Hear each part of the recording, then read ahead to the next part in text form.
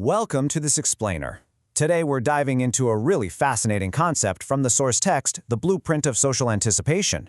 Specifically, we're going to be unpacking this mindset called the social architect. So, if you're someone who loves figuring out the hidden wiring of the human mind, let's just completely reshape how you view a really common, but honestly deeply misunderstood daily habit.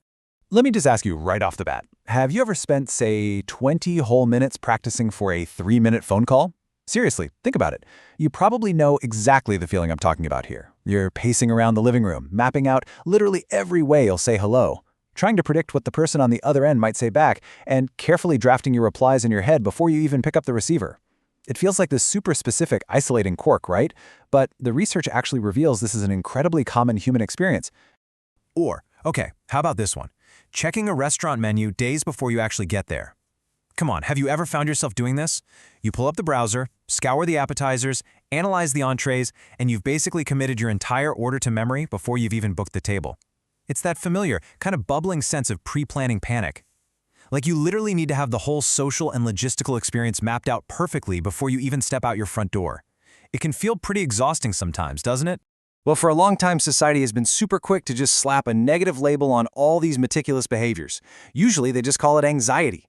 We're constantly told, just relax, or go with the flow, or stop overthinking it. But psychologists actually have a completely different term for it: advanced predictive modeling.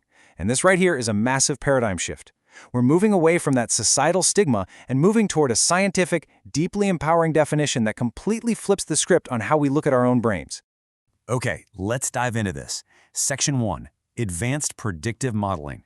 So as the research clearly outlines, advanced predictive modeling is absolutely not a flaw in your mental hardware. Actually, far from it. It's a habit of highly analytical minds, rather than just simply a manifestation of anxiety. Just think about that for a second. If you do this, your brain isn't misfiring at all. It's doing exactly what an advanced, highly functioning analytical system is built to do. It's crunching massive amounts of data. It's gathering variables, assessing the environment, and plotting out potential scenarios just to make sure you get the absolute best, most optimal outcome. Let's move to Section 2 and see how this builds. Decoding cognitive complexity. Now, what's really interesting about this slide is that cognitive complexity is the underlying engine making all of this possible. It's the psychological driver that leads people to examine every possible consequence of an interaction before it even happens.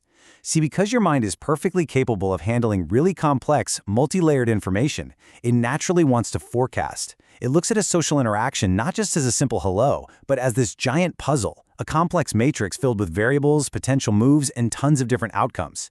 Your brain is quite literally just trying to account for all of them so you weren't caught off guard. And this brilliantly illustrates how the whole process unfolds in real time. First, you mentally rehearse.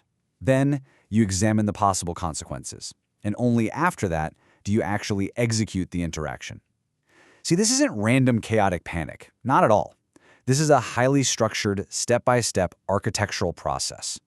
You are quite literally drafting the blueprints of your conversation. And you're checking the structural integrity of your words before you construct the actual interaction in the real world.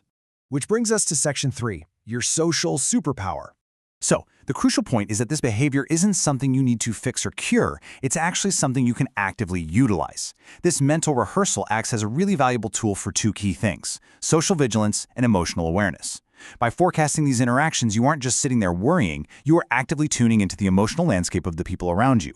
You are preparing yourself to navigate those complex social dynamics with empathy, care, and honestly, absolute precision. Just let that sink in for a moment.